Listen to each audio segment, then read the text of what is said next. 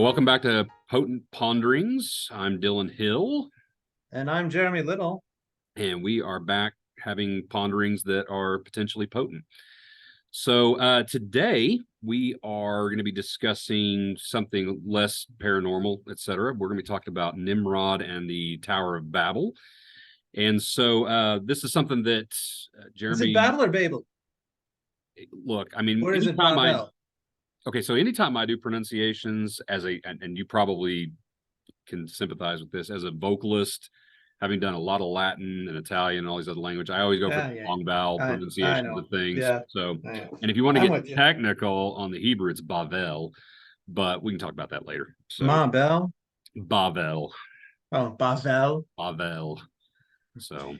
yeah. But anyway, so I figure what we'll do today is Jeremy, if you can kind of walk us through the biblical account of the Tower of Babel and kind of talk about Josephus's account and just kind of take us away with Nimrod and all the things. So You got it. So cool. There's no better place to start than the Ark. What? No, Yeah. for real. Like Yeah. for real. There's no better place Absolutely. to start than the Ark. Okay. So one of the things to consider is you've got the flood happened, right? And then you have everybody coming out of the Ark, and you have a certain amount of time where they've come out of the Ark, and then eventually they're moving to Shinar, right? So one of the issues to think about is, and this runs into a Masoretic and Septuagint issue, because if you look at the Masoretic chronology, it's about 100 years later. Mm-hmm. If you look at the Septuagint chronology, it's about 500 years later, 530 years later or so. Yeah. Okay. So, but however you want to slice it, which to me, as always, the Septuagint, which is based off of an earlier Hebrew manuscript than the Masoretic, is a more reliable chronology. And it also, as you know, aligns with what Josephus has. And Josephus's his chronology, where he's looking at, it's not just Josephus coming up with this stuff. Josephus is looking at all of these different historical Jewish writings as well as religious Jewish writings from the Bible. Yeah. But what we do get from Josephus is that after a while they were living and where the Ark had rested. And the Ark actually rested in Mount what? Mount Ararat, or near the base of Mount Ararat.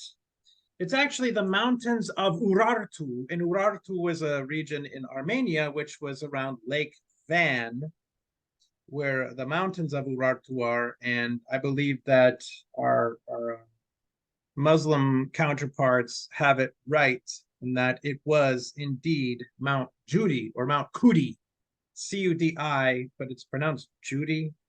Help me understand that. Are you a Turk? No. You know why? Gobble, gobble. All right. So before you go any further, let me share our screen real quick, because I've got a map. Our screen. It's our screen now. For my screen. I don't know how you. It's my screen too. You just gave it to me. Yeah, put up our screen. Yeah, let's see here. I'm going to pop over here. This is going very well. This is. Yeah. So yeah. So this will give us a map of this region that you're talking about, Jeremy. So you would put Lake Van there. Put your to the left, to the right. Holy cow! There you go. Up, right. Lake Van. It's the big one that says Lake Van. Oh, right there. The Van. I'm sorry, I didn't hear what you said. Yeah, the lake. I love maps. I love them so much.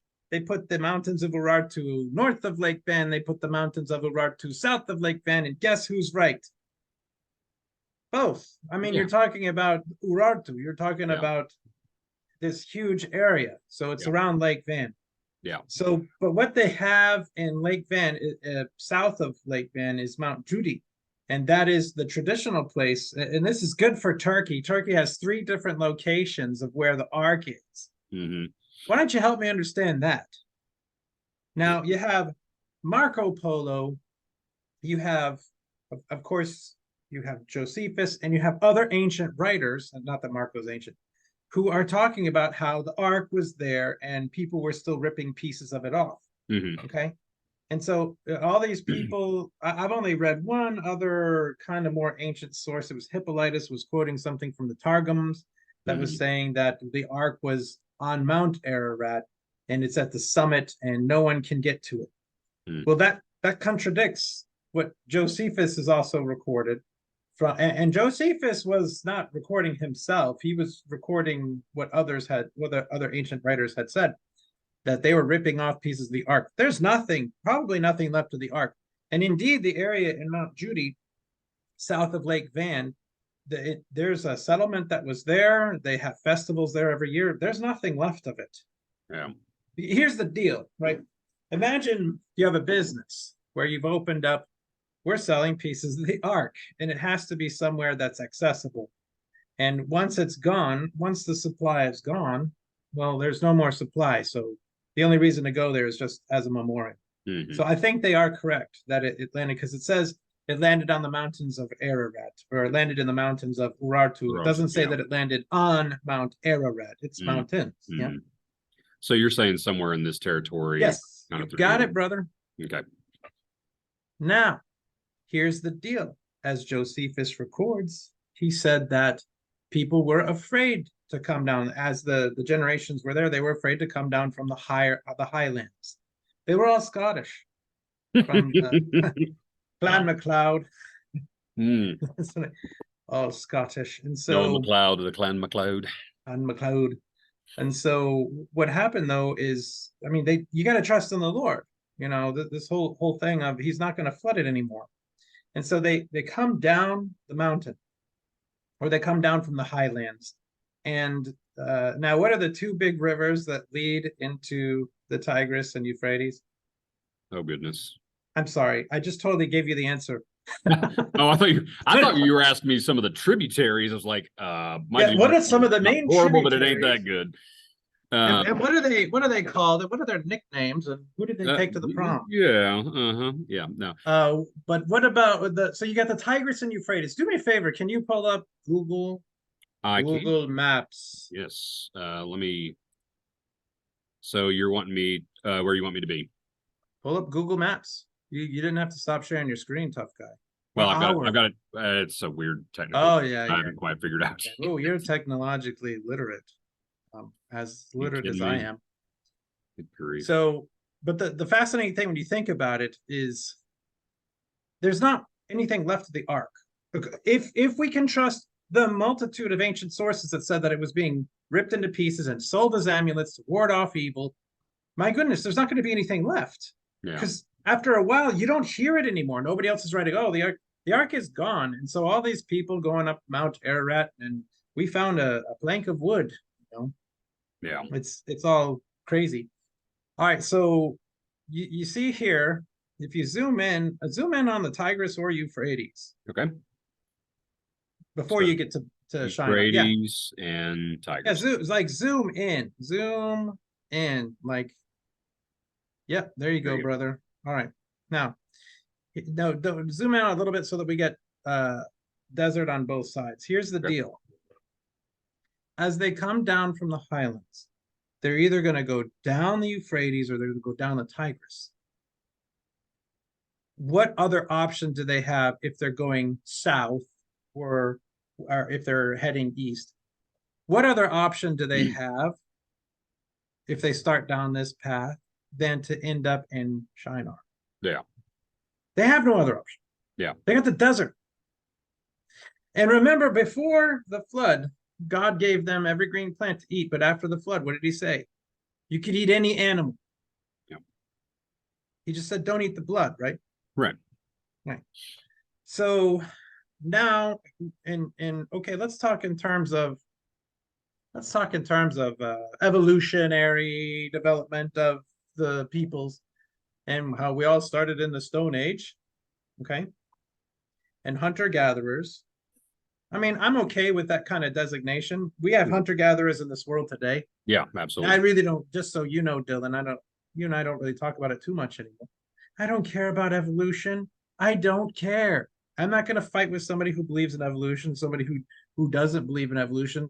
You know, I'm going to Job 38 them and say, where were you? Yeah. You weren't there. Who cares? But laying that aside, we're dealing with hunter-gatherers here. A new class of people has formed. The hunters. Because meat is open. Now, Noah planted a vineyard. Yeah. Now, if we're dealing with Septuagint timelines, this is after Noah. Noah's dead. Yeah. And so if we're not dealing with Septuagint timelines, then Noah's still around and he's just passively letting all this happen. Mm-hmm. But you have this class of hunters, okay? And think about it. Now, of course, it's green around the Euphrates, okay? Mm-hmm. It is green and there's water for them to drink. And if they have any flocks, they can eat from their flocks. But if they're not wanting to eat from their flocks and they're wanting to get milk or something else, they're dependent on them to fish. They're dependent on them to hunt any sort of animal that's edible there. Yeah. And then they're going to bring home these animals. So what do these people have, these hunters? What technological development do they come up with? The implements of hunting. Right. Yeah. Perhaps bows. Perhaps spears. Perhaps arrowheads, stone arrowheads you chip away, or if there's any obsidian, you chip it away. They would have learned to do something up in the mountains. Yeah. Now, were they smelting? I don't know. Were they blacksmithing? I don't know. I can't answer that. But what they do is they hunt, and they have weapons for hunting. What else do they know? They know that there was a pre-flood world that wasn't having to fight tooth and nail to have everything provided for them, right? Mm-hmm. And so these people are a different people. When I taught it to my kids, I taught it to them like this. Imagine if you've lived in this, okay? We have air conditioning, we have ceiling fans, we have lights, we have computers, we have the internet, we have games, we whatever you want, okay? If that's all gone, and then you're asking me as a child, hey, tell me again about the refrigerators. Mm-hmm. Tell me again about grocery stores. Wow. And God took all that away. There's a real frustration if you don't understand. No, look, these people were so bad. The world was filled with violence. Well, it couldn't have been that bad. Well, you weren't there. You don't know, but you could soften to the idea of, God shouldn't have done that. And this is exactly what starts to happen. Yeah. This happens with Nimrod. Yeah. And just let us journey down the Euphrates a bit. Why don't you just click and drag? It is a long journey down the Euphrates. Mm-hmm. Of course, this Haditha Dam was not there before. Yeah. So but it continues along, and you see there's all these little cities and stuff. Mm-hmm. And of course, it might take you a long time. I don't even know if you're getting I don't know how far down I am. Ramadi! There we go. Come stay at the Ramadi Hotel. Okay. But if you keep going down the Euphrates, you eventually end up in Hilla. Where's Hilla? Hilla, keep going south. Hilla. There it is, brother. Right. Zoom into Hilla, and in the northeast of town. Yeah. No, don't zoom in that far. Oh, okay. We'll see. Further north. We'll see. Oh, further north? On our screen, go further north. Yeah. Okay. Okay, right there. Okay. Now, see the Ishtar gate? Zoom in, not on the Ishtar gate, but zoom in near there. Okay. This is it. I mean, you don't even actually leave it like this. Okay. They are living, this is Babylon. This is Babel. They come to this area. Now, here's the deal, okay? You have everybody together, and they're all speaking the same language. And what has happened during this journey is that you have this guy, Nimrod. What does Nimrod mean? It means rebel. Rebel. Okay. Yep. Do you think that's his name? Probably not. It's an odd thing to name your child. Yeah. Okay, now here's a weird thing though. Of course, you know that there's a lot of names in that whole region of Assyria and Babylon named Nimrud, right? Yeah. So echoes of this man are still there. Yeah. But his name means rebel. Mm-hmm. And this is to Josephus's point. He was the one that had excited them and rebelled against God. Okay, and he's the one that excited them to, and maybe it's even worth reading what Josephus wrote. So, I mean, you interrupt me at any point. No, I was just going to say, This is you tell me which would be better to look at Josephus first or look at the biblical text first? well, let's look at Josephus first. Okay. So why don't you want to pull it up on your screen? I can. Hang on just a second. Let me use my technologically inept skills here and pull up my copy of Josephus. Cold coffee. Yeah, you room got temperature coffee. It's not bad. Do you know how to make teacher iced coffee? Have I ever taught you how to do this? Teachers have this wonderful methodology for making iced coffee. At the What end you of do the is when you day. get to work in the morning, you fix your coffee, and then you set it on your desk and proceed to do your job, at which point you forget you have coffee. And Yep. then at some point at 3 o'clock in the afternoon, you have iced coffee. So You know what? In the year that I taught, yeah, yeah, that was a thing. yeah. I always hated that when I was teaching. I'd finally figure out about 11 o'clock that I had made coffee that morning and completely another. It's still good though. Like this still is still good. good. This is It's this just what time is it? It's 3:30 p.m. This is from 7:30 this morning. yeah. So And now it's done. nice. All right. But imagine this world where there is a growing resentment for what they lost Right. and a lack of understanding. The You want to read it? I can. I'm Or trying you to, want me to read it? you are welcome to read it if you would like. So do you want to start right here at the beginning of chapter 4? Yeah, we'll just start there. Yeah. Okay. You know what? I'll go ahead and read. So Yeah, please. so we have a change up here. It says, now the sons of Noah were 3, Shem, Japheth, and Ham, born 100 years before the deluge. These first of all descendants from the mountains into the plains. Excuse me, not descendants, descended. These first of all descended from the mountains into the plains and fixed their habitation there, and persuaded others who were greatly afraid of the lower grounds on account of the flood, and so were very loath to come down from the higher places to venture to follow their examples. Now the plain in which they first dwelt was called Shinar. God also commanded them to send colonies abroad for the thorough peopling of the earth, that they might not raise seditions amongst themselves, but might cultivate a great part of the earth and enjoy its fruits after a plentiful manner. But they were so ill instructed that they did not. Ill instructed. Yeah. They were instructed and ill instructed. Yeah.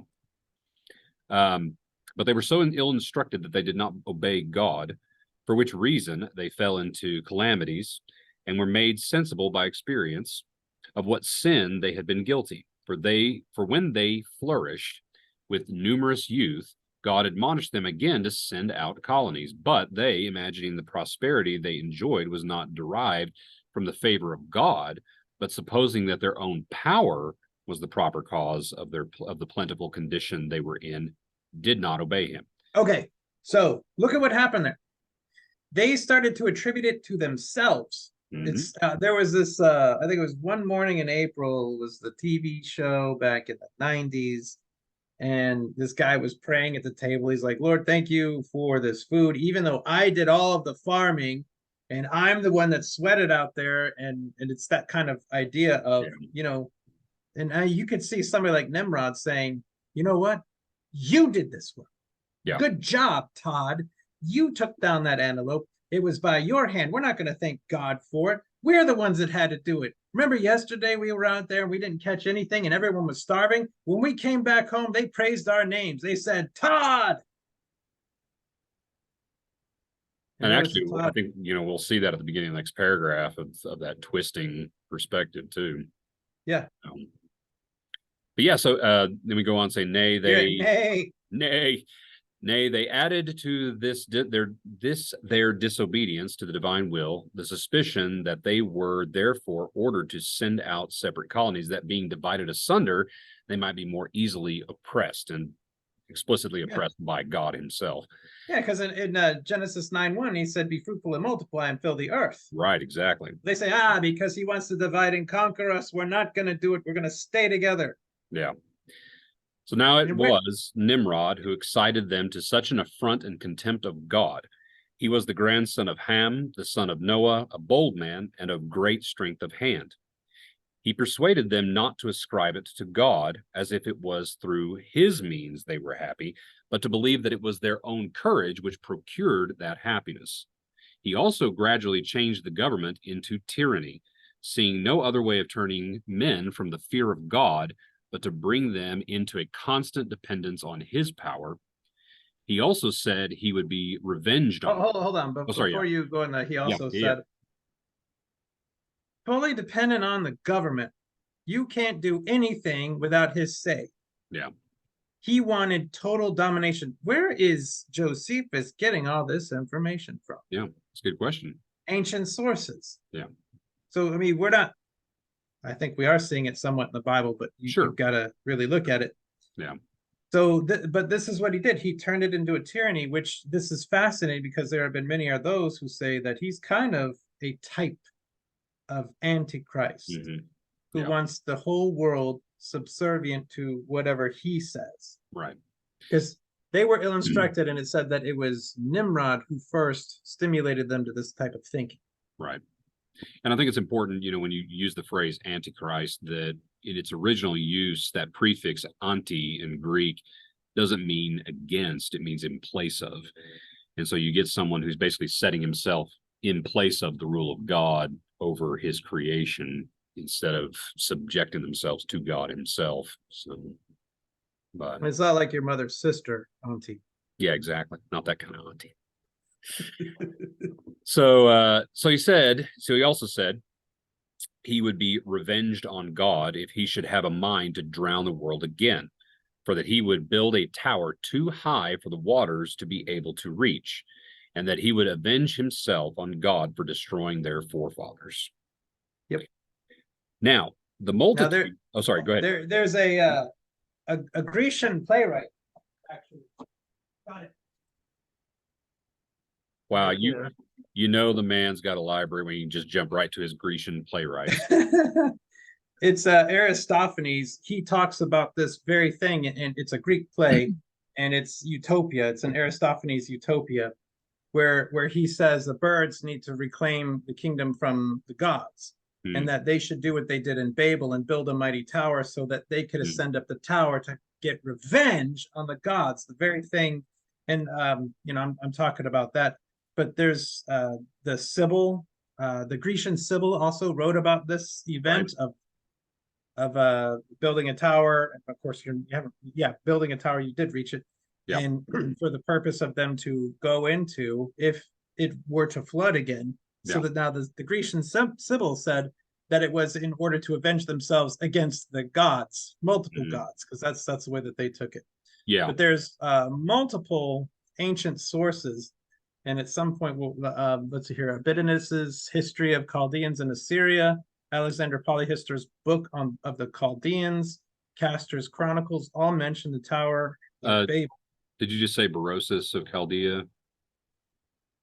No, I didn't say, but I believe Berosus also wrote about it. I don't know if I have any fragments of what he wrote on it. I don't know. Yeah, and actually, I think this is a really important connection with the flood to realize is that, and we've sort of alluded to this, is that there in other episodes that the flood is something that we see versions of this narrative throughout hundreds of cultures throughout the world. Oh my goodness! There's always this sort of baseline narrative is that man is doing something to upset the gods, and therefore the gods bring some sort of flood to destroy man, preserving a small amount to repopulate the earth afterwards. Every continent has it, except for Antarctica, of course. Yeah, of course. But the Native Americans... hold on. The penguins don't have a flood narrative? Nah. Need to get Burgess Meredith in here to do his penguin impression. But all right, so please continue on. So they're going to build a tower. Okay, so paragraph 3 here. Now the multitude were very ready to follow the determination of Nimrod and to esteem it a piece of cowardice to submit to God. And they built a tower, neither sparing any pains nor being in any degree negligent. Hold on a second. Esteeming it a piece of cowardice to submit to God. Yeah. You coward! Be a man. I mean, you can, with all the historical sources that Josephus is drawing on, and if you read these others, Abitinus, Alexander Polyhistor, the Grecian Sibyl, Castor's Chronicles, you read these accounts of it, it's this really kind of peer pressure situation. Not just peer pressure, brother, but government pressure. Because look, here's the thing. Let's talk about the transformation of Nimrod from mighty hunter into warrior into despot, okay? Right. Because you know that your bow is going to bring down an animal. You know that your spear will bring down an animal. Now, it's not that hard to go from bringing down an animal to pointing that bow at people to get them to do what you tell them to do. And so that's a fascinating and I would even situation. say, to take it a step further, and maybe you'll go there in a second, but when you're the guy bringing the bacon home, you know, people start looking at you like, that guy, he's the guy that takes care of the group. He's the one who provides for us and makes sure we stay fed and keeps everybody alive. And so there's a sense of loyalty that starts to be developed. And he gets a voice. And admiration. And power and weapons. And now you will do what I tell you to do. Absolutely. So it's and then if you try to say, it is God that helped us, hey, you coward. And this is governmental pressure also. Absolutely. And they built a tower. All right. So, and they built a tower, neither sparing any pains nor being in any degree negligent about the work. And by reason of the multitude of hands employed in it, it grew very high, sooner than anyone could expect. But the thickness of it was so great, and it was so strongly built, that thereby its great height seemed, upon the view, to be less than it really was. It was built of burnt brick, cemented together with mortar, made of bitumen, that it might not be liable to admit water. When God saw that they acted so madly, he did not resolve to destroy them utterly, since they were not grown wiser by the destruction of the former sinners, but he caused a tumult among them, by producing in them diverse languages, and causing that, through the multitude of those languages, that they should not be able to understand one another.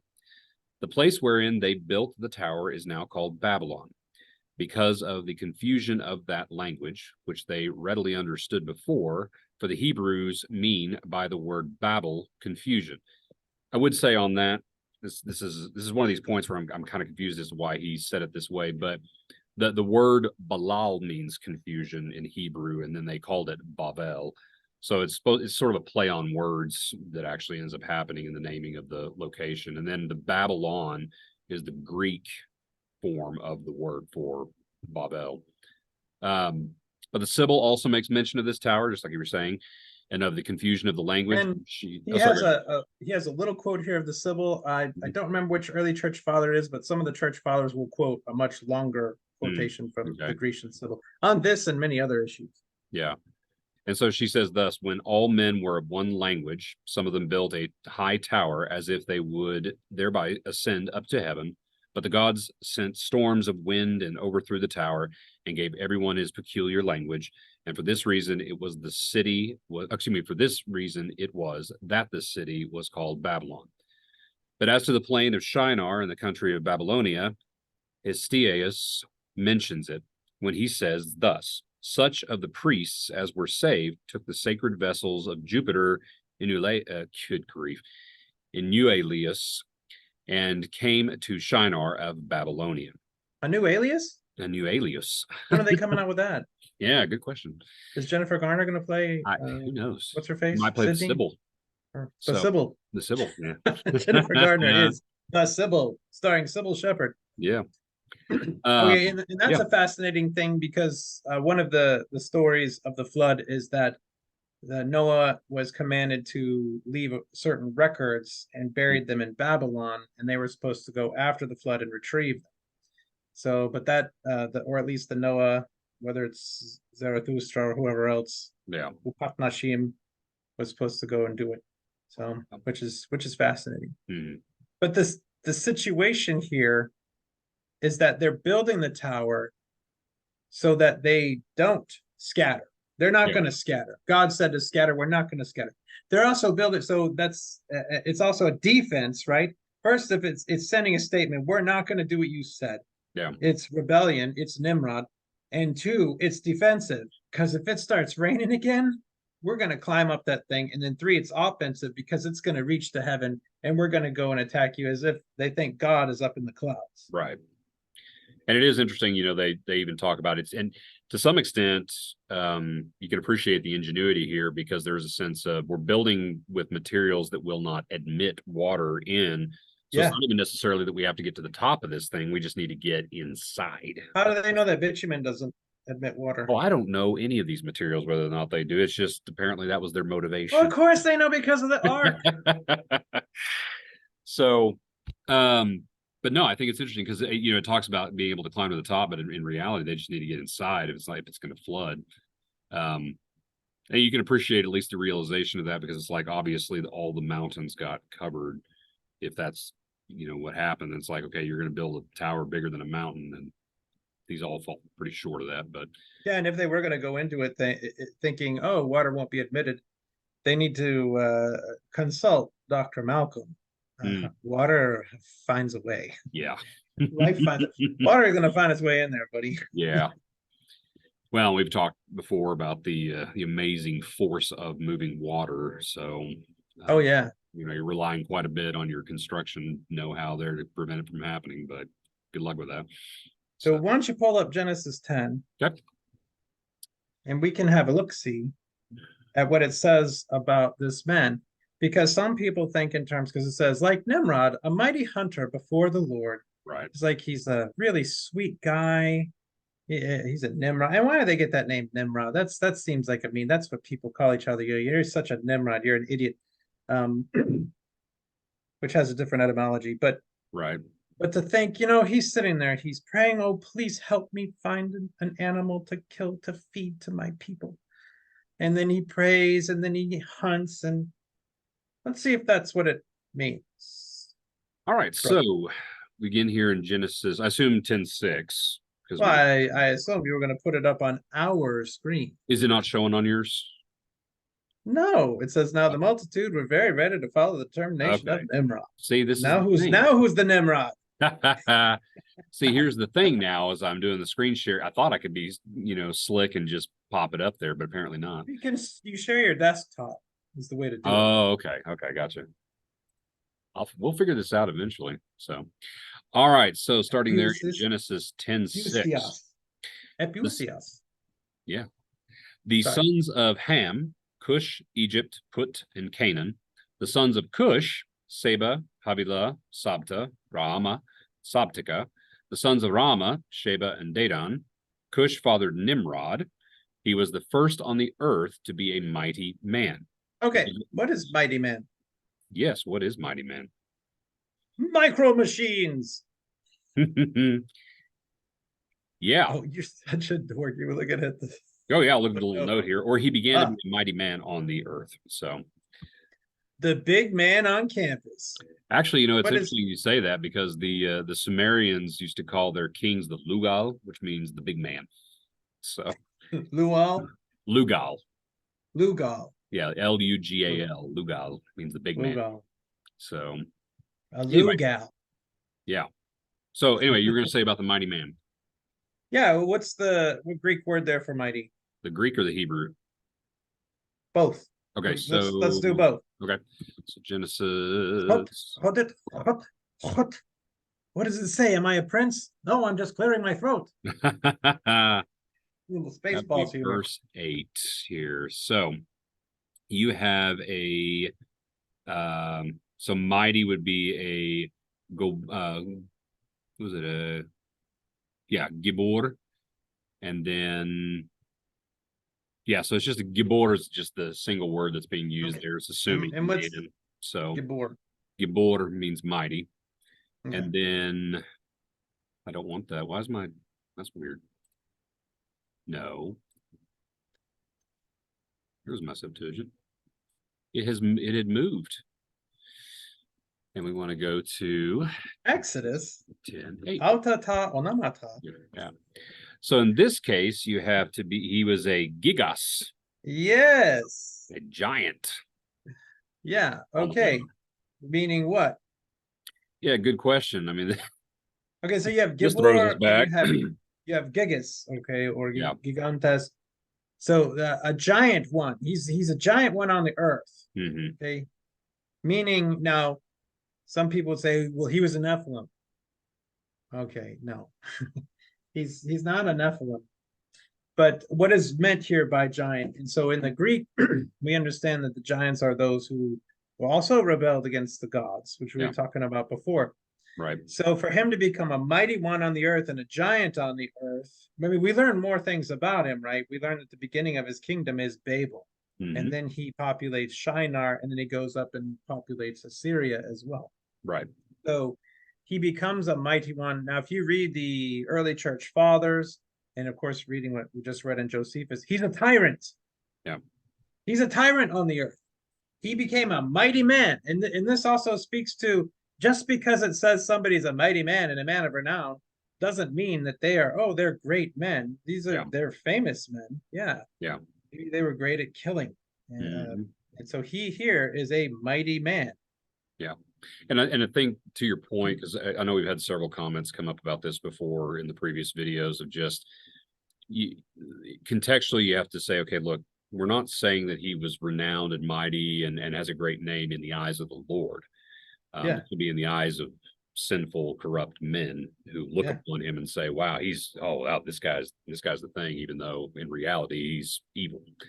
So that's right. So you have to continue, we say this many, many times. It's context, context, context. So Context. yeah. What about verse 10? All right, verse 10. Sorry, not 10, still 9. Oh, 9. Oh, yeah. He was a mighty hunter before the Lord. Therefore, it is said, like Nimrod, a mighty hunter before the Lord. So what's the Hebrew word for so, before and the Greek word for before? Okay. So this is always, this is kind of a turn of phrase that's used in Hebrew to describe this. But so he was a mighty Said, which would be your hunter. And then li fane means to the face of. So in other words, you're looking at the face of, or you're before. That's kind of their idiomatic way of saying before Yahweh here.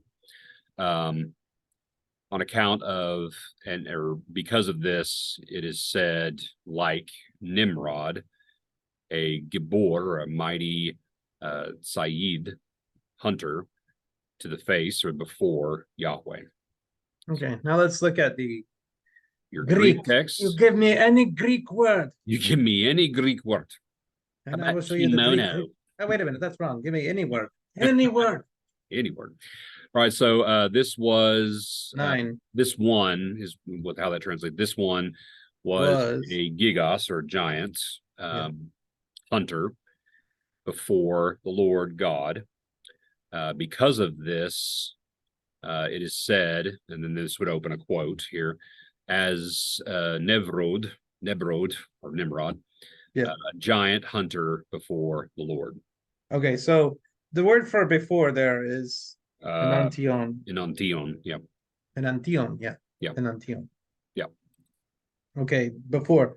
So look it up lexically speaking. Okay. Pull me up a lexicon, not the quick little. Yeah. Pull this over a little bit. Nixon.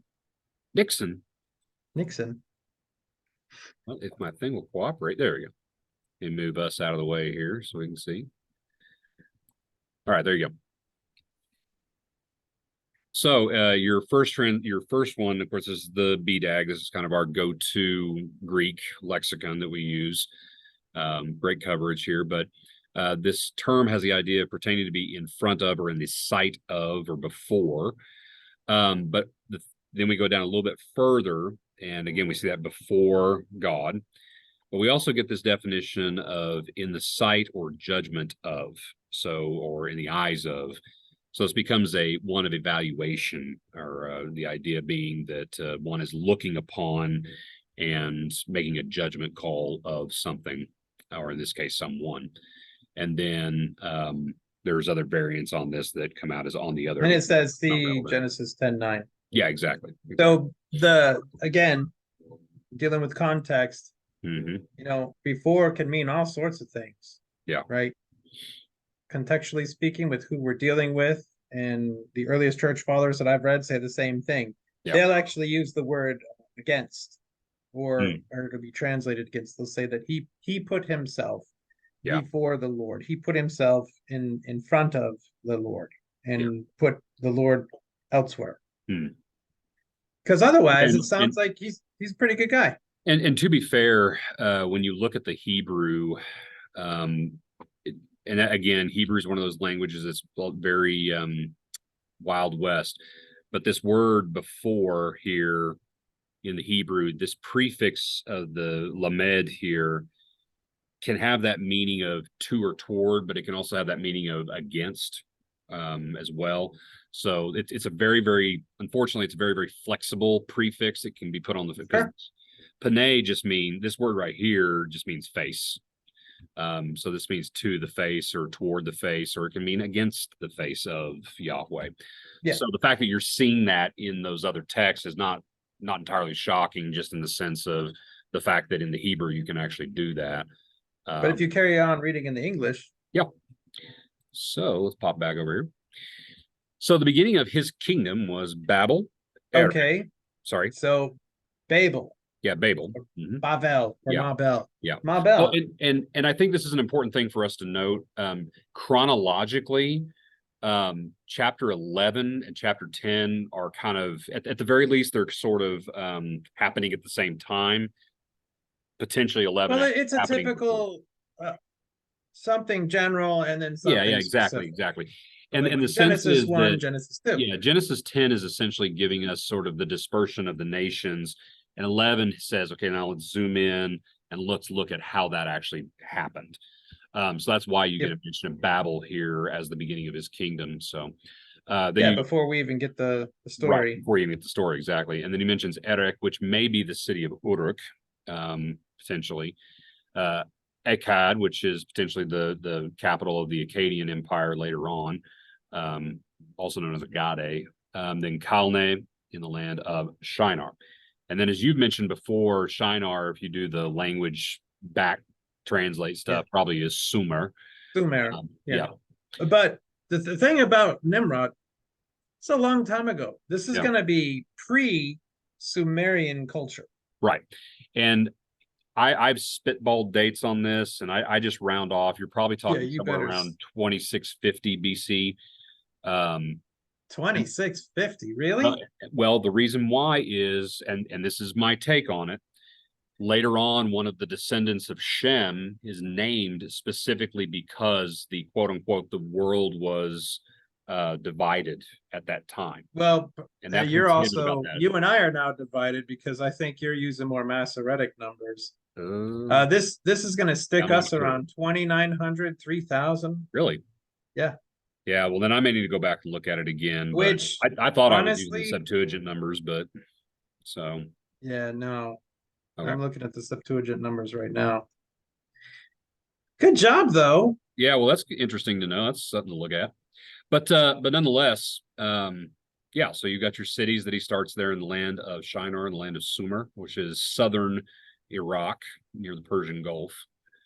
And then in verse 11, he actually goes north.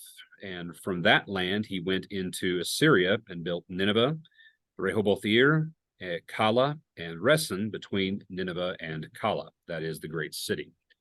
One thing I will note here is that Rehoboth-ir means the squared city. And it's possible that that is either a description of Nineveh or a description of Kala. I think it's maybe better description of Nineveh. So essentially, as he said, he built Nineveh, that squared city, Kala, and Resen between Nineveh and Kala. So there's actually 3 cities there, not 4, potentially. So it may still be, Rehoboth-ir may still be a totally separate city, but it also may be a description of Nineveh in its layout whenever it was originally built. So just a side note there. So if we pull up our maps here, zoom in. Can you see that? Yeah. Okay. All right. So you have Babel right here in the southeast. You have Agade, which is probably Akkad. And then you'll have the other cities down through here of Uruk, which would be Erech potentially, and then some of those others. But all those in the initial beginning of his kingdom is all down in the southeast in Sumer. And then up here in the Assyria region, you have Nineveh, Kala, and Resen would be somewhere in between here along the Tigris River, most likely. And then that's basically the beginning of his kingdom there. So, so he starts out in Shinar, in Old Babylon. Right. Well, way before Babylon, the empire. Yeah.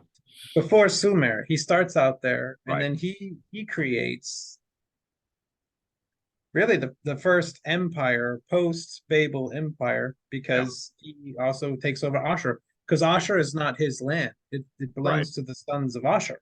Yeah.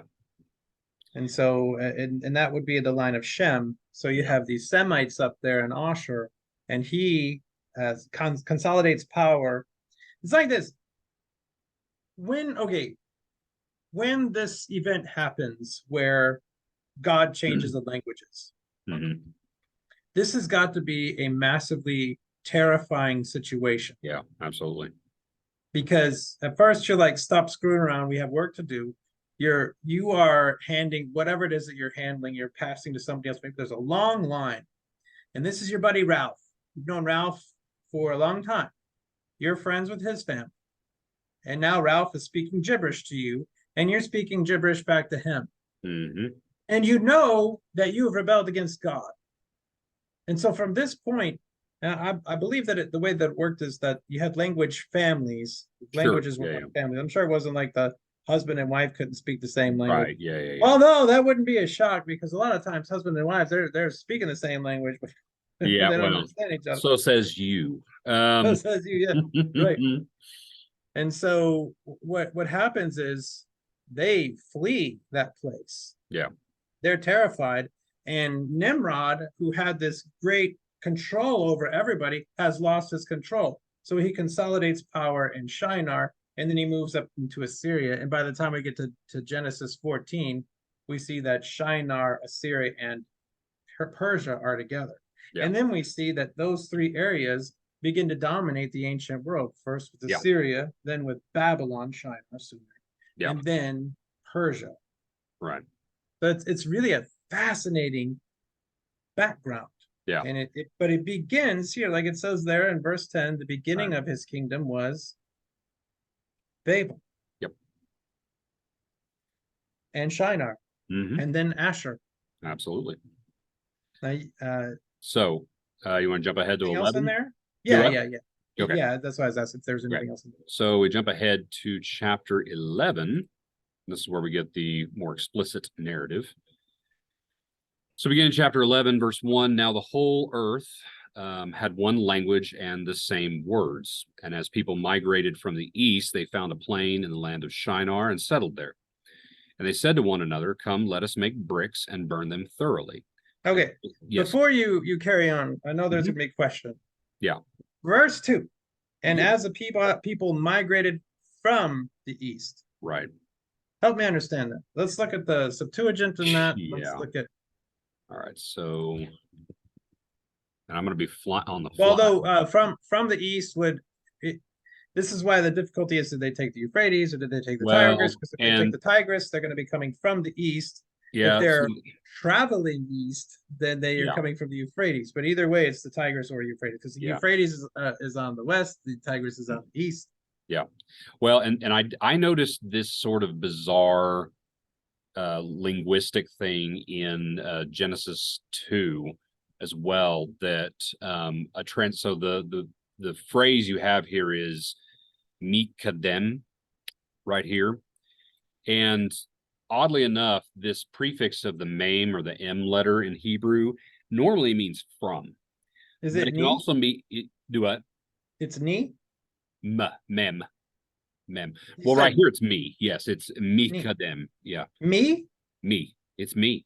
Oh.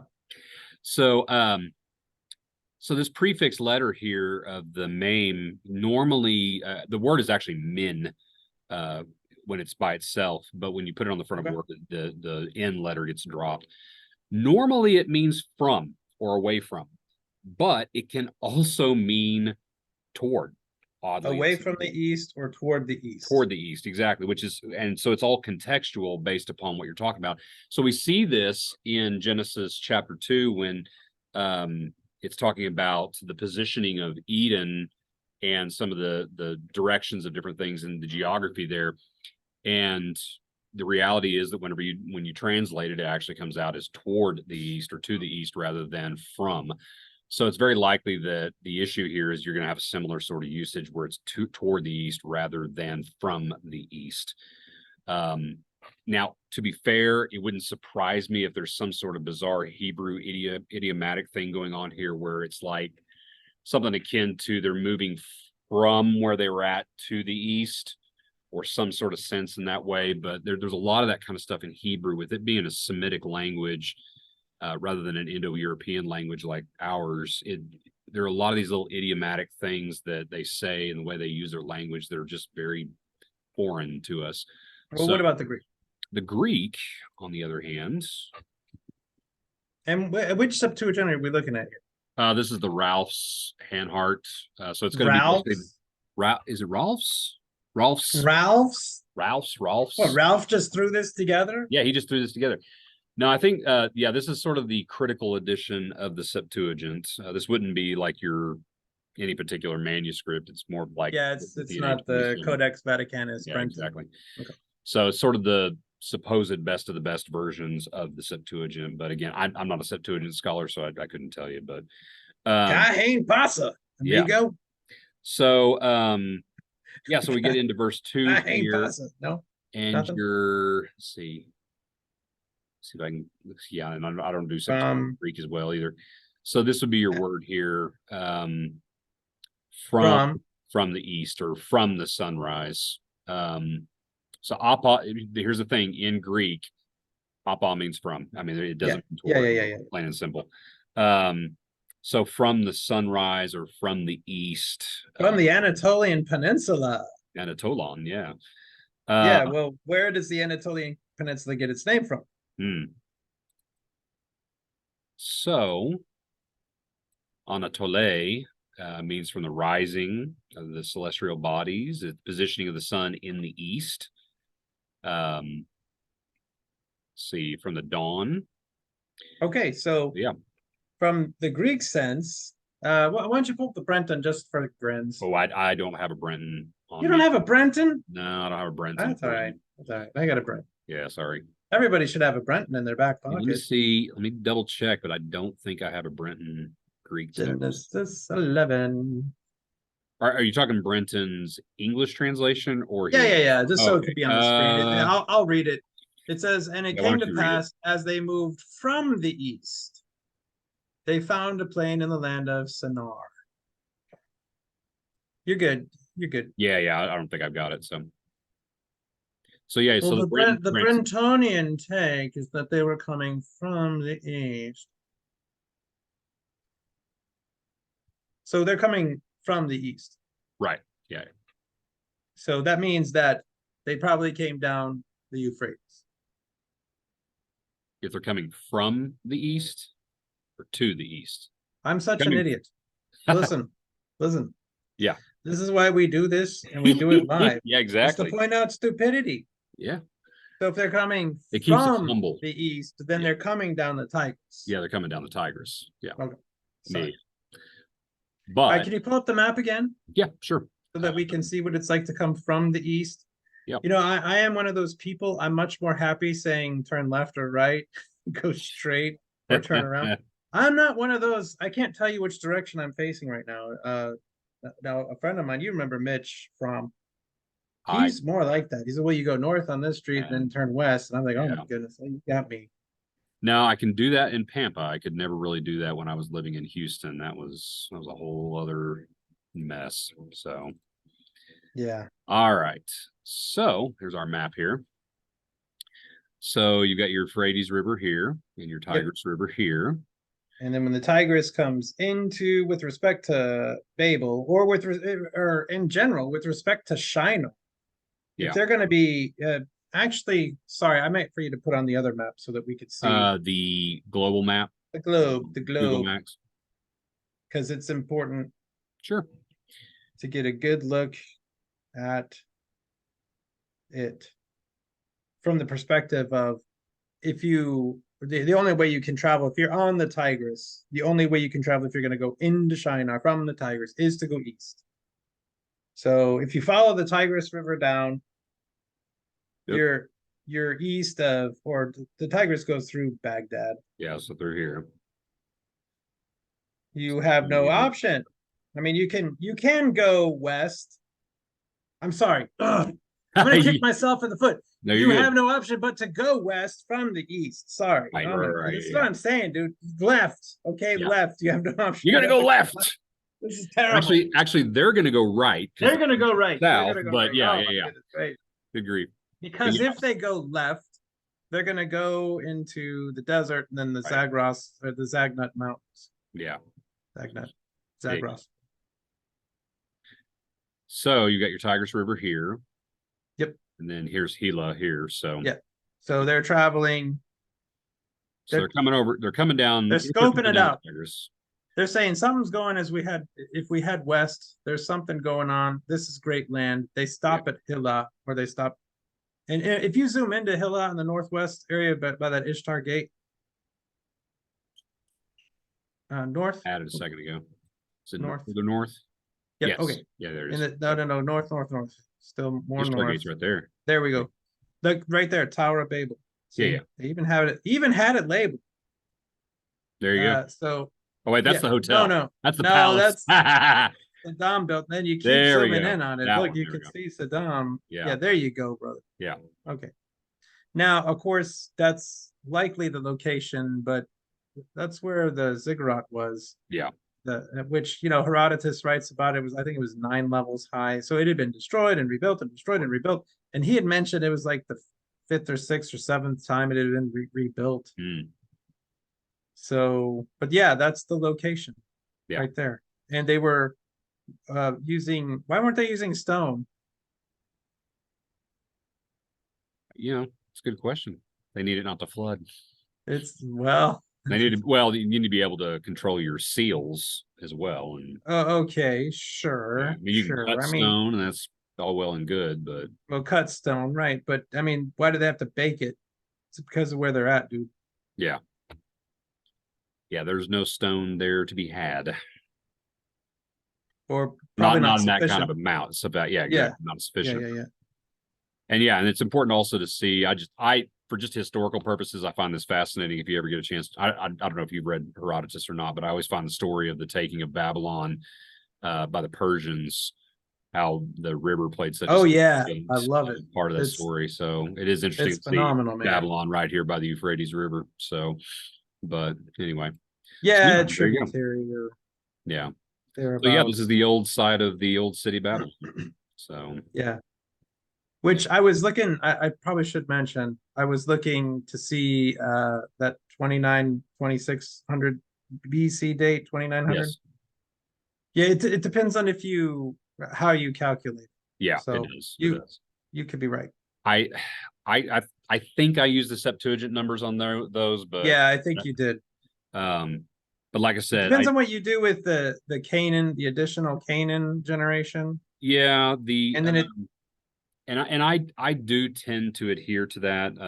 What he's referring to is in the Hebrew text. You got that, but then you do have it in the Gospel of Luke. So and it's in the Greek. Yeah. So I have a hard time ignoring. We won't worry about that right. We won't worry about that right now. Hey, wait, there was a place called Nile. Zoom in. Where at? I forget it. It's too late. Right there. Nile. They're dead wrong. Yeah. It's in Egypt. They're quite a ways off on that. No idea what that is. It's anyway, so there you go. There's your location right there. Yeah, and you can always find it. It's in the north of Gila. Upper right. It's in the upper right thing. The northeast side of town. Yeah. But it's a big archaeological site there. But then you have the Saddam was trying to turn it into a vacation spot. Yeah. Secular despots and all. Yeah, that that didn't turn out so hot. So Yeah, but it's kind of cool how they have those little swirling tower yeah, things. Really playing on that. yeah. Well, it gets that very Albrecht Dürer illustration of the Tower of Babel. Oh yeah. Thing. Yeah. So Speaking of which, speaking of what did which, yeah, let me the let me Tower pull of Babel? yeah, so let's What pull up. did Josephus say, or what from what Josephus read? The base of it was huge. It Yeah, was super wide. yeah. And so what we're dealing with, and then what we see, is a ziggurat. Yeah.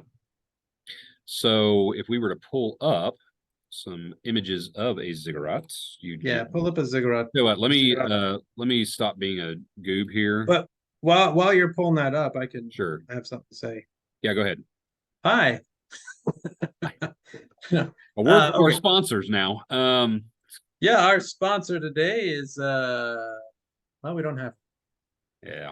That's okay. But the fascinating thing is you have Babel. The Babel incident happens. And this becomes the background for the situation that we're in even to this day. This is the war of everyone. Everyone's trying to get to a land, and when they stay in that land, they can either hold that land. If they can hold that land, there's people coming behind them. And if they can hold it from those people, great, then those people have to go around them and go somewhere else, or they come to blows. And maybe they push them out, and now they're the ones in charge, and somebody comes behind them, and now they're the ones in charge. Yeah. And so it's like this domino effect that's just pushing it further and further out. And in this manner, the earth is filled. Yeah. And then the way that the nations, and maybe this would be a part two if we had such a thing. Mm. But this is how the nations form, man. You get a first mover advantage. Yeah. Nimrod gets the first mover advantage because he's already in Shinar. He doesn't have to go anywhere else. He can build another city. He can put people to work and get them left. Forget about all that. We're gonna get ourselves together here, and we're gonna go north, and we're gonna go east, and we're gonna go west, and we're gonna go south, and we're gonna get everybody back. Okay, and so they have a first mover advantage. Asher has a nice advantage, although they have the advantage because Nimrod's there. Right.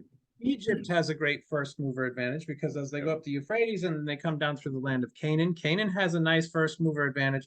Mm-hmm. But here you have these situations where geography starts to play a big part in their development.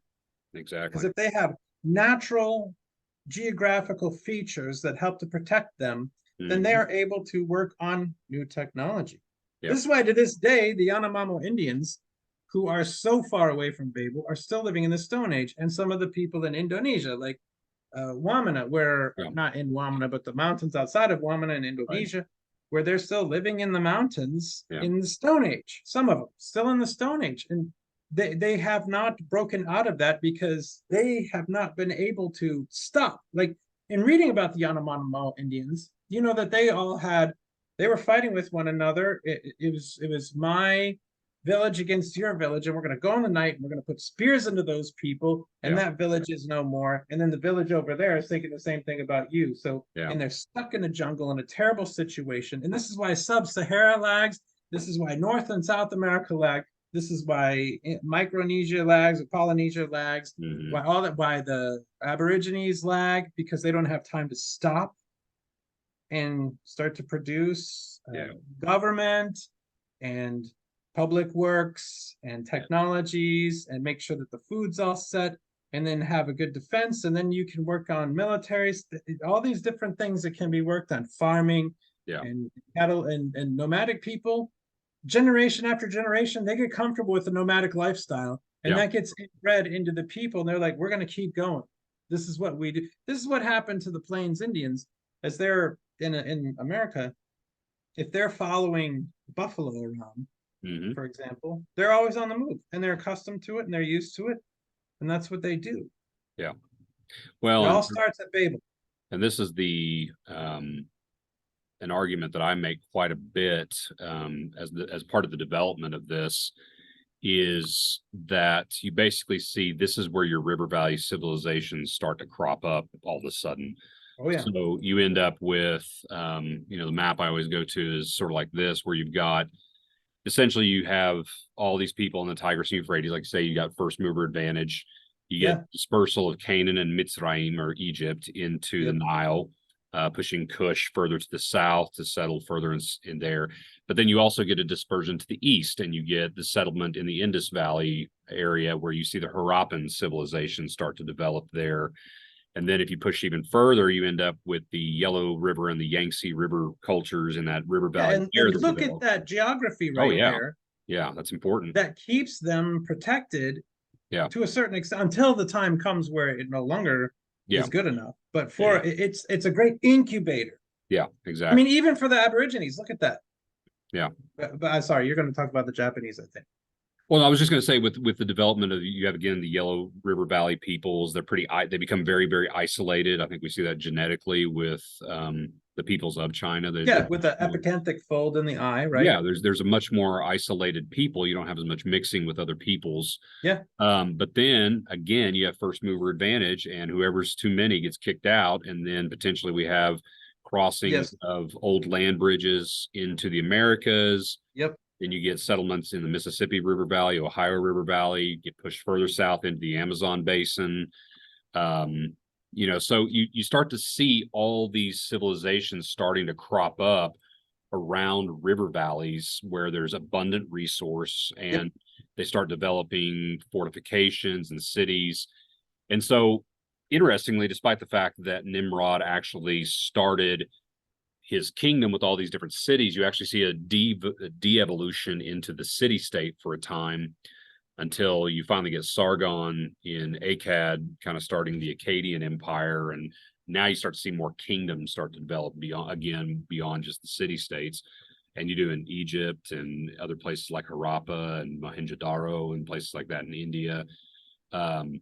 But yeah, I think this is one of those things where, to me, this is where the history starts to get really interesting, is just by virtue of these river valley civilizations that we do actually see starting to crop up in the aftermath, is these people that had to flee and find locations where they could rebuild their lives.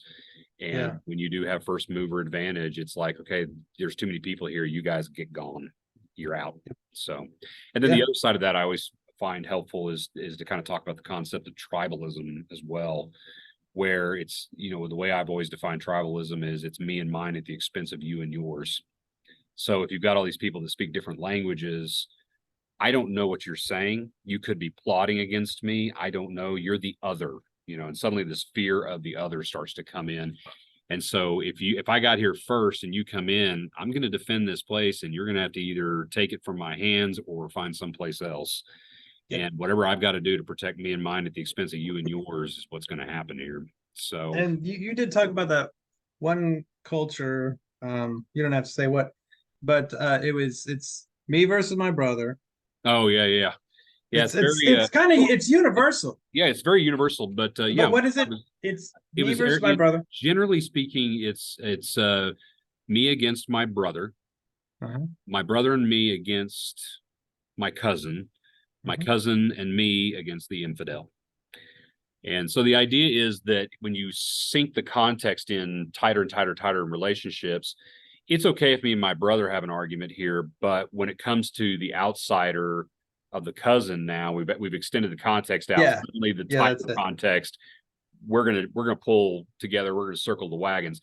Well, then if you go out beyond the cousin to the broader world outside of the tribe, now it's everybody in the family. I don't care what our problems are. We're circling wagons, and this is universal. Tribe, absolutely. This is pretty. In fact, I used to, when I talk about this, one of the things I always talk about is if you ever watch any kind of post-apocalyptic movie where people are trying to survive, you see the exact same sort of development happen, where it's clinging together in small communities, me and mine at the expense of yours. What do we got to do to protect our little settlement, etc. You see the exact same sort of thing sort of happen. And I've made this argument too, that when the Roman Empire fell, you saw that sort of thing in the nations around them, that their control had fallen apart, say in Britain and in the north. And in the West. When it fell in the West. So you see tribal groups kind of taken over after the fall of this massive government, where they're no longer there to run things. And so tribalism kind of takes over again in the aftermath. But where does it all begin? Yeah. Babel. So Babel. Yeah, Babel. I did have a couple other things that I wanted to catch here that I think are good things. We can either save it for a second round on this, or I can just toss them in. But I didn't know if there was anything else that you wanted to throw in. How long have we been going? I'm not sure, but we can certainly cut it at this point if you want to. So I can cut it. What else did you want to hit? Well, the other thing I wanted to kind of hit on was, we talked about the dispersion thing, so I didn't figure I'd talk about that. But I kind of wanted to talk about what mankind culturally learned at the tower, particularly surrounding this concept of don't mess with the gods, and how that is kind of played out in terms of the religious cultures of peoples beyond that experience. So yeah, we might as well hit it because hey, if it's too long, just make a couple episodes. Otherwise, yeah. So, well, I mean, it's just going to be you and your immediate family watching this. Yeah, no joke. But yeah, so you and your brother, and then you and your cousin, and then the cousin and the infidel are going to be watching it. Exactly. But no, one of the things I did want to talk about was, again, sort of this idea of what did mankind learn in their experience of the tower? Because initially when they come to the tower, we see this bent to assault God. And then as that story has been passed down through the centuries, it is the people went to assault the gods. And so you get more of a polytheistic take on it. But the reason I think this is interesting, just as an insight, is first of all, you see the brazenness beforehand, but not afterwards. You see this sense of man realizes he can't attack the gods. He can't just climb Mount Olympus and go attack Zeus. He's not going to do that. He's not going to be successful. He can't fight the gods. And so what I theorize happens at this point is that mankind realizes, if I want anything in this world that I can't make happen myself, then it's going to have to be accomplished by virtue of a power beyond me, and that would be the gods. And so what do I have to do to appease the gods in order for the god to do something for me? What do I have to do to earn favor with a god in order to get what I want? And so to me, I theorize, I mean, obviously I can't say, but my theory is that really idolatry started at Babel, in the sense of I have to appease the deity to get what I want. So if I want success in war, I've got to go make my sacrifices to the war god or do certain tasks for the war god and get what I want. I want success in battle. Or if I want a great crop, as a farmer, I know I don't have any control over that, so I make sacrifices or appeasement to the god of fertility, or whoever I've got to do to get that crop. And the reason I think this is interesting for us in our time is, I mean, you and I both know I have a big beef against calling idolatry the sort of things that people in modern evangelical circles Sure. call idolatry. Because so often I think what happened in the West was, as Europe became more Christianized, they didn't see, quote unquote, idolatry. They didn't see people worshiping Molech or worshiping Baal or other idols like that. And so in order to make the passages in scripture about idolatry relevant to their Christianized audiences, idolatry had to become, well, anything you put in front of God is an idol. And I disagree with that assessment, because an idol is an idol, first of all. And second of all, the thing that concerns me is that then ignores the fact that genuine idolatry is still a problem in a majority of the places in the world. It may not be in Europe and in America necessarily, although it is there. But as soon as you cross the border into Mexico, you're right back into all manner of idolatry, outright idols being used in all sorts of witchcraft and depending on where, right? Yeah, exactly. It depends upon where. Yeah, exactly. You do in the Middle East, you have in Muslim cultures that are further out from Arabia, say Indonesia and places like that, you still have idolatry. And so I think we sell our people short when we teach them that all these different things are idolatry. But the one passage I do find interesting that Paul writes in Colossians 3:5, he equates covetousness with idolatry. And I think, to me, that gets to the heart of idolatry, which is I want, and therefore I go sacrifice to the god to get what I want.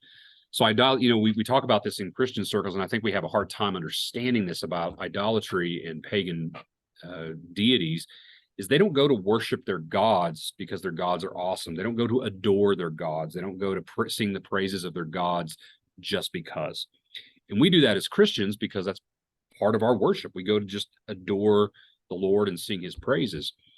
But for the pagan, I go there and do that to appease the god, to get favor from the god so that I can get what I want, which is ultimately covetousness. And I think that's the heart of idolatry that Paul is getting at in Colossians 3:5 when he makes that. And don't get me wrong, it's not the center of his argument that he's making there in Colossians 3, but it is this kind of a side comment that he makes.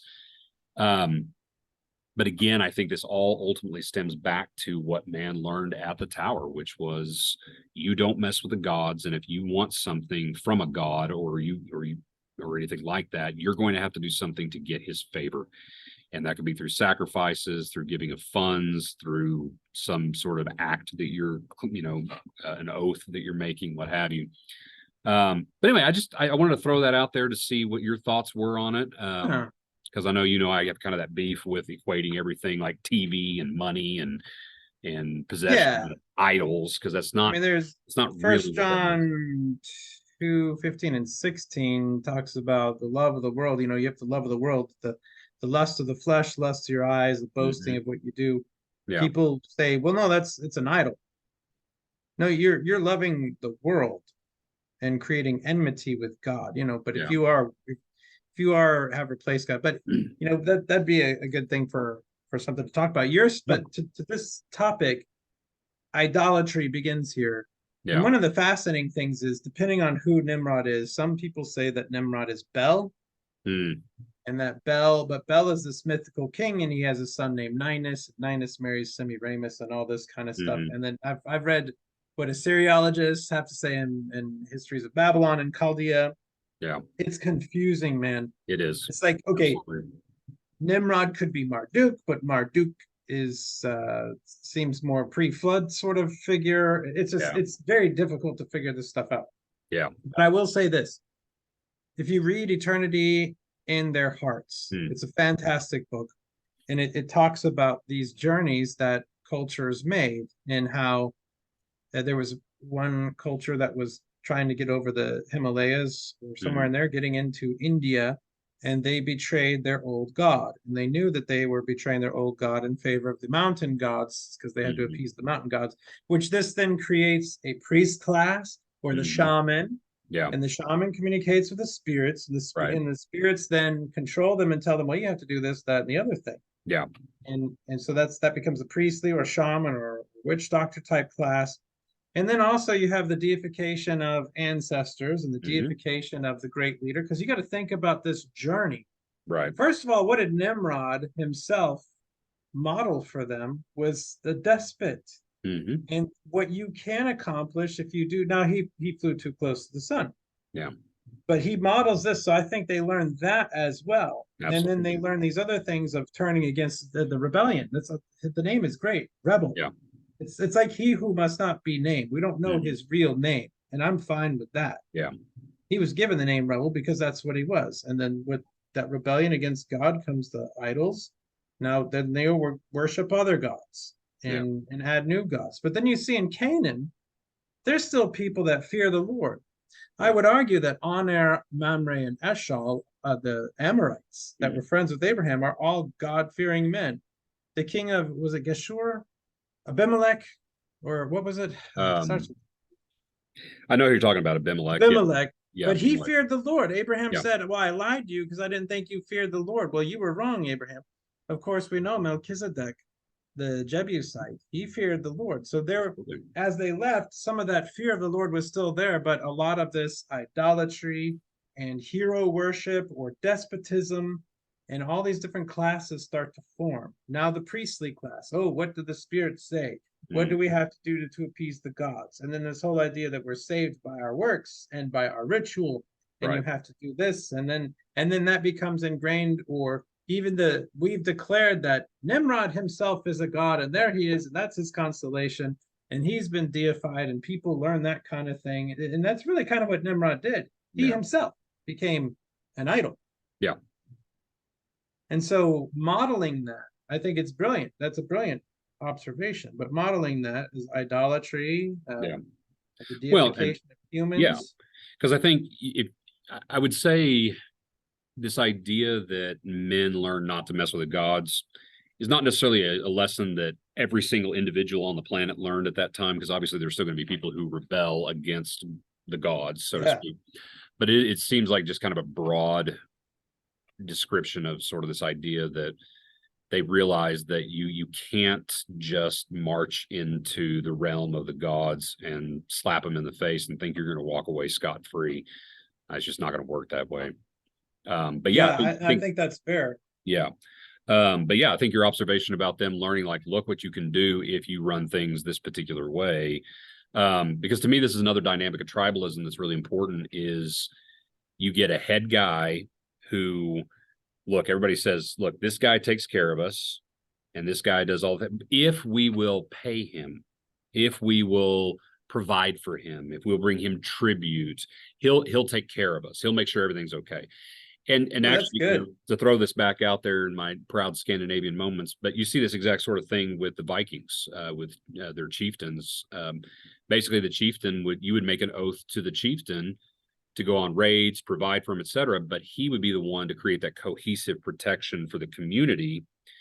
But you see that across all cultures that are in this sort of tribalistic sort of set, where it's like there's one guy, he takes care of everything, but we have to do for him in order to take care of him. So you see that these guys are like, okay, I got an idea here. I could be the big man, the Lugal, and I can get all the benefits off of that. All I got to do is run things like Nimrod did, and so I get to be the big guy on campus, if you will. So Yeah, that's yeah, very good. absolutely. And that's runs into social contract theory, and then looking at the works of or like Thomas Hobbes and the Leviathan, the idea of, I'm going to surrender my sword and you're going to surrender your sword to the sovereign, and the sovereign's going to be the one that has the sword. Yeah. Yeah. It's fascinating. And it's always, there's always this little caveat in there that, you got to put in that, I always joke that I'm a monarchist, but I'm only okay with one particular king, obviously. So yeah, monarchist with respect to political philosophy, not yeah. with respect to Trinitarianism. Yeah.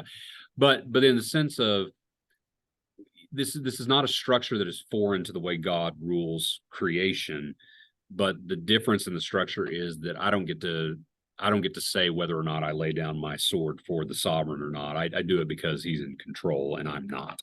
Yeah. So there's still a sense in which those things are realities in the way God relates to man. But the difference here is that, like, say you have more of this social contract going on between people and leader in a tribalistic setting. But there's only one that can wield that power. Yeah. And he to whom it belongs.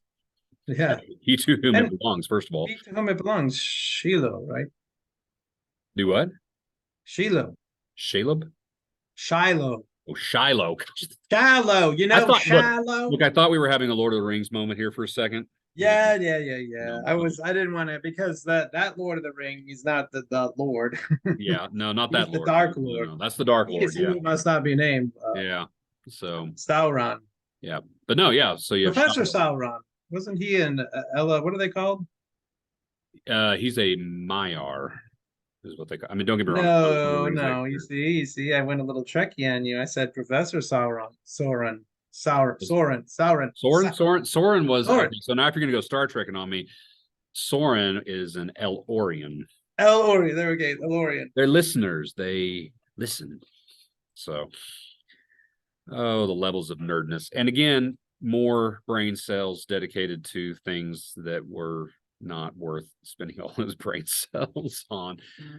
But I digress. Anyway, but yeah, no, I think there are a lot of, and there are probably more than even we're talking about here, of just cultural humanity lessons that mankind learned about how things are going to be, or how they were going to respond to the reality of the world they were living in after the Tower incident.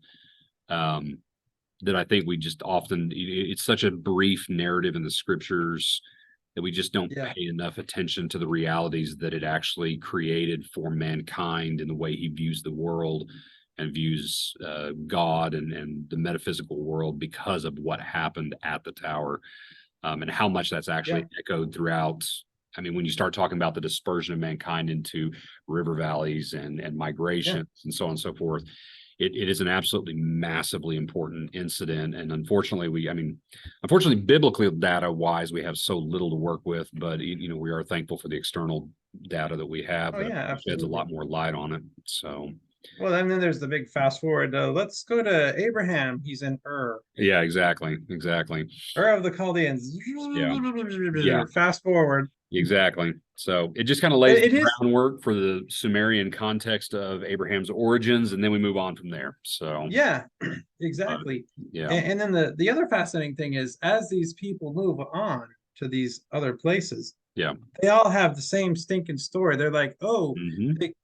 Assyria was always here. Egypt was always here. The kingship descended from heaven, the Hmm. first age before the deluge. And then they'll even Right. say that Assyria before the deluge. And then it descended from heaven into this new list of kings as if we were always there. And it's Yeah. unbroken in Assyria, it's unbroken in Babylon, it's unbroken in Egypt. They all claim ancient. Yeah. Like we are the ancient ones. Yeah. But then they'll all claim the deluge. They'll all claim the flood. Hmm. And Absolutely. they'll claim it even in Asia and Yeah. Africa, sub-Saharan Africa. They'll Yep. claim it. Even the Aborigines claim it. Yep. They say that when the white man came, they said Noah was over there, but they lied. Noah was one of them. Mm. The Cherokee, the Chippewa, a lot of the North American tribes have the Noah story, and it Mm. was them. Yeah. The fun thing is they'll say it was us, and the bad people that caused the flood is that tribe over there that we hate the other. Yeah. Isn't that nice? Yeah. Yeah. Well, and So, to go even further, and this is something we can obviously talk about in future times of discussion, but I even find it fascinating the similarities you see in creation narratives of yeah. the starting out with some sort of chaotic state of things out of which, my big shtick that you get peace, life, and light that come out of that in some form or fashion, that you see all the way from the Egyptian creation narrative all the way to creation narratives in China. It's all over the place that you see those sort of things. And so you get the sense of, look, there's a common experience that everybody has had here. But the reality is that the only place it's recorded properly is in the scriptures. So, And then the other fun thing, Dylan, that I meant for us to talk about what we didn't is because of Nimrod, right? What do we see built everywhere oh yes, around of the world? course, yeah, and Pyramids, yeah, ziggurats. and actually, I can pop those up real quick. Yeah, man. So here's your baseline ziggurat structure. There That we we go. start with, and actually this top room would have been there, if I remember correctly from my Old Testament background stuff, but essentially you would have sort of a place where it was sort of the temple complex was up here at this top where you would meet with the god, Yes. so to Yep. speak. You got it, dude. But yeah, this is that one. The other one that I had here to show was this is actually the ziggurat that is in Ur, that was built there, and it is still there to this day. So Now, kids, don't smoke cigarettes. yeah, don't do that. Very bad. So are you seeing that image of Yeah. the okay? Yeah. That's I was doing good. some funky things here. So so that's the one that's still there to And this it's funky day. now. Yeah. But then the picture I've always found interesting is this one, and there's different versions of this that you can find online, but it basically shows you how the dissemination of pyramids actually started happening throughout the world. You have some of these that are still in the Middle East, like this was in Iran, this one's in Egypt, obviously, in this Great Pyramids of Khufu. But then you get down into some of these other ones, and you have starting to spread out into other places in Africa, in Nubia. This one's in China. This one's in Mexico, and then obviously down in Indonesia, and Mexico over here as well. But you also see them down Cambodia. Cambodia, and you'll see these pyramidal structures in Incan, Aztec, and Mayan cultures. And I got to see some down in Mexico in the state of Tamaulipas. Yeah, I went to. And they let you just walk all over the stuff down Yeah. there. It was back in the day. We can't go there now because of the cartels. I remember when we were on our honeymoon, when we first got married, we went to a place called Tulum, which was I think a Mayan port city. But again, you had the pyramidal structures all over the place there in that area. So yeah, so it's something that clearly is in the collective cultural mindset of the peoples that disperse. That's a thing, and it's a pyramid. And that's when they came up with the pyramid scheme. So it's really Oh, old. there you go. There you go. Yeah. It's old as the Tower of Babel. So, but yeah, Speaking of babbling. Yeah, we have babbled a while, haven't we? So, but yeah, so that's kind of the take on Tower of Babel stuff. So it's good stuff. But yeah, like I said, I think they're just this is one of these texts that I think we spend far too little time looking at. I mean, it's a nice little Sunday school lesson for the kiddos to explain the diversification of languages and peoples throughout the world, but we forget and how the geography that they live in then impacts their physical, and then their isolation impacts their physical, and they exactly have similar characteristics and similar hair types, similar epicanthic folds on their eyes. Well, and just to go broadly speaking, you're going to have different cultural values, different culture, clothing. With clothing, music, art. Remember what the wild man from the Yanomamo Indian tribe said? The reason we're dressed this way, the reason we rarely wear anything here in the Amazon River culture, it's because it's hot and we're poor and it's humid and it sucks. Yeah. Yep. Well, and I just always find it interesting how even geography starts to play distinctions on culture and the way they do their art and the type of even dynamics that we've talked about before, which is far beyond our discussion here, but the fear power dynamics, the honor shame dynamics, the innocence guilt dynamics, those sorts of things start to crop up because of cultural values and the needs of a people in a particular region and geography based on safety and supply and things like that. So we don't realize how big a deal this play. But then just for the last little drop of gospel application here, the thing for me that also brings in is that helps you understand better when you start looking at those things, the concerns that a people actually have whenever you are sharing the gospel, when you're engaging them with Christ and his message, what that actually does for trying to communicate why something is important in that culture and how Christ can actually intersect with the problems and concerns that they have, alongside the fact that they have a sin problem that needs to be reconciled to God about. So, and then Revelation 7. Yeah, exactly. People from every tongue, tribe, and nation. Yep. Brought back together at the city of God. So, Amen. Well, all right. Well, thank you all for joining us for this very verbose and babbling conversation. So if you made it this far, contact Dillon and he'll send you a pyramid. There you go. Or you can join the pyramid scheme. Only $500 a person. Hey, look, we're not monetized on YouTube. We got to make money somehow. So we're poor theologians. So, but anyway, all right. Well, y'all take care. And again, thanks for joining us for this time. So we'll see you all next time. All right. Bye.